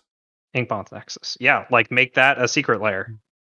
Just like, yeah, easy. Well, I mean, and some of these were in secret lairs, right? Like you could. Inkmoth Nexus was in a secret lair. I think what you probably could do is just do a Stoneforge Mystic secret lair, which is like the world would think would be fine. It's just as good as the Thalia secret lair. Do Urza Saga as better. Arguably better than the Thalia. Do Urza Saga as a promo, a GP promo, or some other type of promo that people can easily get their hands on. Just print Esper Sentinel into Commander products. Precons. Just put Esper Sentinel in every white precon forever. And there you go. You did it. And then when we revisit New Phyrexia, Inkmoth Nexus as a rare. Does anyone complain? Does anyone have a problem with any of this? I mean, like, the only issue with this conversation is I did say Lurrus needs to be banned at the beginning of this whole conversation, which just bring us to Companion. We did have a big conversation about Companion with Nikachu, but what are your thoughts on Companion?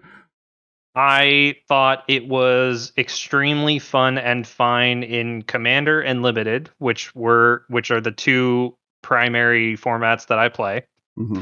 And I fully recognize that in its original form, it completely ruined every single competitive constructive format in Magic. And it is correct that they changed it. I'm glad they were able to change it instead of banning 10 cards in every single format. It's just sad. I think I have a few solutions. One, you could just ban Lurrus. 2, you could make Companion not work in 60 card formats. Just like decide that, the Companion mechanic is only legal if you have a commander. Does that make Magic better? I think it does. I think collectively that is a better phase. It is a looser change. And then I would make the rule go back to what it was before, which is a little hard because they reprinted that Lurrus, so now it's really messy, which I think they never will do. But I like the old version of it for Commander. The other thing is, I want more. Sorry, go. I was going to say, the old version was super fun in Commander, and the new version is like fine. A few of the companions are still decent with playing with it, but like every time I play my Obosh Jund deck in Commander, I'm like, if you didn't cost 3 mana, you would be cool. And now I almost think if you didn't cost 3 more mana, 3. If you weren't an 8 mana spell, you might be a little bit. Like, you're like worthwhile for this experience instead of like now, which is like, this is more of a meme of what I'm doing versus like worthwhile. Yeah, it's kind of the same for me with Karuga in my Progenitus deck. It's like I could pay 8 mana to draw like 3 cards and have a dude. All right. Yeah. Like, I've seen Karuga do really powerful things and stuff like Kodama decks, but that's also because like those decks are ramping, and Kodama was a mistake of a card. That's fair. Well, I don't. So it kind of. So my thought on Kodama is it's a commander, so I can say I don't want to play against that. It is often a commander. I've seen it more frequently in the 99 of decks than in the command zone. That's fair. Yeah. Someone who will remain nameless. I played against their OG Captain Sisei deck. And they had Kodama. They were like, "Oh, I don't think this is a fun card. I'm going to take it out of my deck." And then every single turn, they fetched another land to put into play with Kodama. And it's like, do you hate it or do you want to enable it? Like, What are we doing here? Well, if you're playing with it, you might as well build around it. Yeah. Then take it out. I know Kristen Emily went on a huge rant about Kodama on Twitter I saw that. a couple days ago. Yep. But like, yeah, Um, I think like the final thing is like, I think there's a version of Modern that can be made affordable. I think you need to have a little bit of a more affordable entry. Right now, it's like collectively too expensive. I think part of that is created by the really expensive packs that is Modern Horizon packs, and if they weren't that expensive, it's fine. I think that like my belief, and we have no confirmation, but I would be surprised if the Lord of the Rings set. I think the Lord of the Rings set is going to be like $1 more than a regular pack. I could see that. Yep. For two reasons. One, actually, it has to be because it's going to have a license attached to it. This is the first time we're getting a licensed booster pack. And for those who don't know, in the licensing world, there is normally a somewhere between 5 and 20% licensing fee added to all licensed product. And that is why if you were to go buy a Star Wars pillow versus a not Star Wars pillow, where everything is exactly the same, the Star Wars pillow is going to be 15 to 20% more expensive. And that's just the world of licensing. So the Lord of the Rings set will have that fee applied to it, but I don't think they're going to want it to be the like $8 a pack version, because I think they also want it to sell from a licensing perspective as much as possible. Yeah, they want the set to be successful, both as like, you know, the Tolkien estate wants the product to be successful from a financial perspective, but also Wizards wants the set to be successful from a like, this is the first licensed booster product perspective. And if this is a bad idea, then all of our other licensed booster products that we're working on are also bad ideas. Yes. And I think it's going to do really well. I think people love Lord of the Rings. Like, I'm not really worried about it. I think people are going to complain.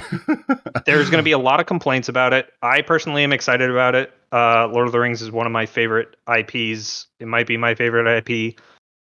It's very close to the, let's call it the ideal Magic aesthetic. Okay. There's a lot of crossover there compared to what we have seen recently with, like, for example, The Walking Dead and Stranger Things Secret Lairs, the upcoming Arcane Secret Lair, the Neon Dynasty Kamigawa set is posed to be more future-y than we're used to. Correct. And that aesthetic shift is definitely something that I'm coming to terms with. Yeah, I think like that does, like, because we've had Kaladesh. I think that has never, as long as they don't like change the board. There's a way to Magic to make it like fit within Magic. So like Mark Rosewater did a questionnaire probably a few years ago now that asked about all these science fiction-y things. He was like, would you be okay with spaceships in Magic? We have the Weatherlight. Would you be okay with cyborgs in Magic? Tezzeret's a cyborg. And Karn exists. Yeah, right? Like, yeah. Cyborgs and androids. We have robots. We have spaceships. We have power armor. We have all of these concepts, and there's a way to do them in Magic, and I feel like we're getting farther. We're stretching that idea quite a bit, and that makes me uncomfortable. But complaining about I think three things. One, I think the more not Magic Secret Lairs they do between now and the Lord of the Rings set coming out, the better. Because I think then by the time the Lord of the Rings set comes out, it's no longer everyone's mad that this is a concept. We're desensitized to the idea, and we're focused on it's Lord of the Rings. Correct, right? Like, I'm no longer mad that Wizards is licensing things, because now this is the 7th thing to come out where this is a licensed thing, and like... But like Glenn, for example, has like a Volkswagen bug in the background of his art. Sure. That's really jarring for me. Fair. But if you took like some random painting of Gandalf, for example, you could just put that on a Magic card. Yeah. There's nothing in Lord of the Rings that can't be a Magic card other than the names that people like. People are always like, "Ugh, are you really okay with?" And that's what one of the things the D&D set was good for too, right? Was like, they're less known IP, but Drizzt's being in Magic is as insane as Gandalf is. Right. Yeah. Like there are people who know that name who are excited. There are people who know that name who are not excited. And there are people who don't know that name. Yes. And like, I think that the number of people in the third category you named for Gandalf is going to be way less. But way less than Drizzt. But I do think the category of people that know that name that have not ever played Magic is going to be significantly higher. Not that Drizzt isn't popular, and D&D is obviously extraordinarily popular. It's not as popular as Lord of the Rings. It is not. And so at like, yeah, I don't know. We've had this conversation on the podcast a few times. I've always been really excited for the future of Magic. I think like all the stuff sounds really cool. I think there's ways that Wizards can do stuff better. I think it's going to be really interesting to see what they do. And tying this back to the Boomerism topic that we started on, there's a pendulum that swings back and forth. They made a lot of really, they made some really powerful sets over the last 2 years. And now they're in a vein of making, let's say, more fair and more niche sets that are less obviously powerful. Right. And it's like a lesson learned. I think part of what happened is they launched Return to Ravnica with Arena, and it was the best standard environment in 5 years. Right? Like, probably.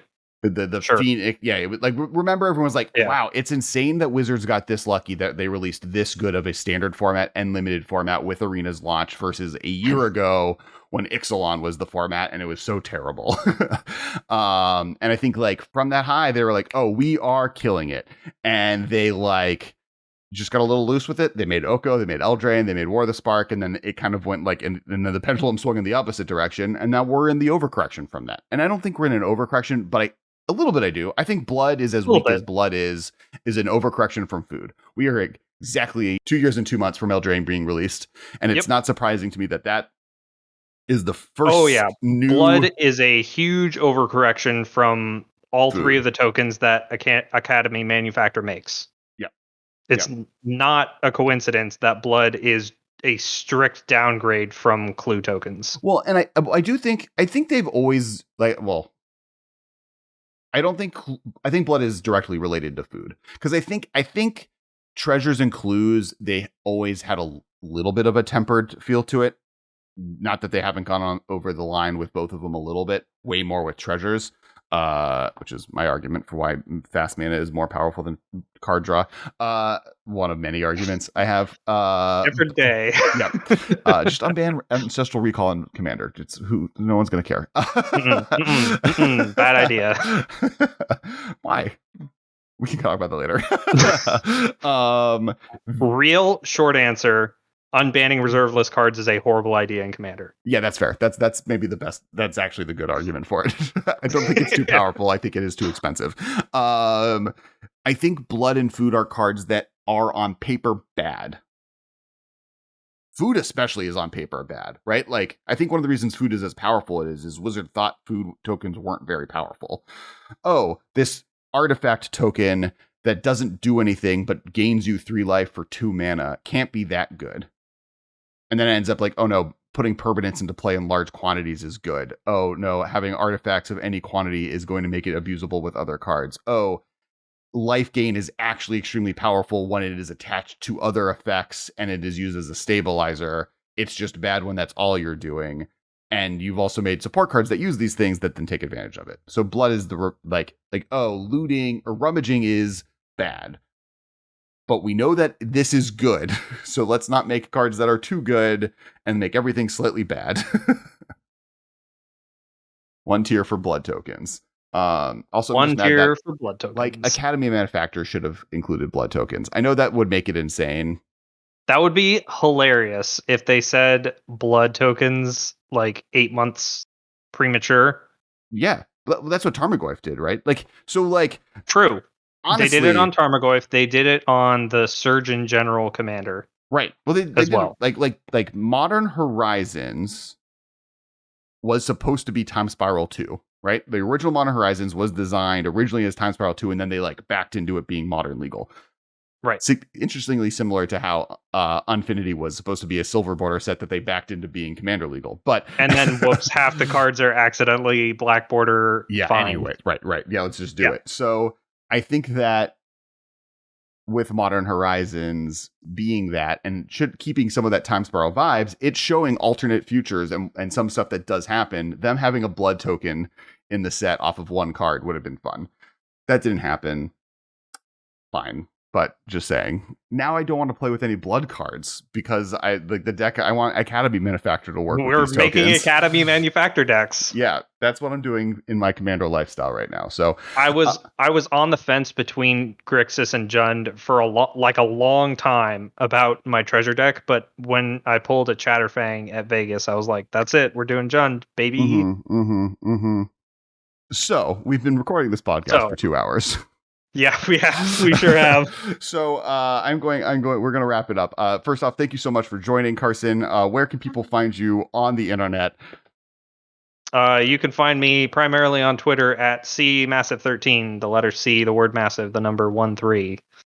Easy peasy. If you want to talk about any of these subject matters, you are a moderator on the RC Discord, as well as Olivia Gober Hicks Discord, Tappy Toeclaw's Discord, Manicur's Discord.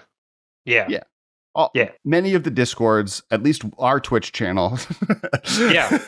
Any Discord channel that Alex Kessler owns, I'm a moderator in. Yeah, or a Wizards that breaks things or Wizards that fixes things. I forget which one you are. I definitely break things. Speaking of which, I have made one of a Kess Friends. If you want to just talk about not just Modern, there's a Kess Friends Discord that has all the other things that I do on there that is public. It's called Kess Friends Worldwide. We'll put a Discord link in the description below if you want to come hang check out. Play League of Legends. After Vegas. Yes. Yeah. Well, also because I was I want to play League of Legends with people at large here. Yeah. I want to play League of Legends with more than these 6 other people. Well, I was playing at times where everyone was asleep, or it was during the day when people have stuff to do. So if you want to play League of Legends, you want to play Commander, you want to play Modern, it's a place to hang out and have fun and talk about all those things. And then beyond that, make sure to follow on Twitter. If you are a podcast listener, we do record this every week as we put this on video. There's a video version of this. It exists. You can watch it in video. If you don't know what any of the cards we talked about, we show pictures of them. If you are a video watcher or you're here because you're like, why hasn't my podcast come out in audio format for weeks? They are in most podcast apps, all of them still. If it for some reason your RSV got messed up, you can reset it and it still exists. So definitely recommend to go find it if you lost it. We apologize for the inconvenience. Last but not least, we do Commander streams every Monday evening, 7:30 p.m. I believe those all episodes will live on the Kess Games YouTube channel, but they are currently being released. I think this episode comes out on Tuesday now. They come out. The stream is on Monday. I don't know who we had yesterday. I haven't figured out next week out. It's either going to be the play set of people that make this podcast playing Crimson Vow Commanders or an artisan stream, and I have no idea which one it's going to be yet. But if you can't decide, flip a coin. Yeah, thank you, Carson, for joining. Thank you all of you for listening. Thank you, patrons, for making this happen. Thank you for having me, Alex. This was a lot of fun. It was a blast, and we'll talk to you next week. This has been a production of Time Traveler Media, sending podcasts into the future.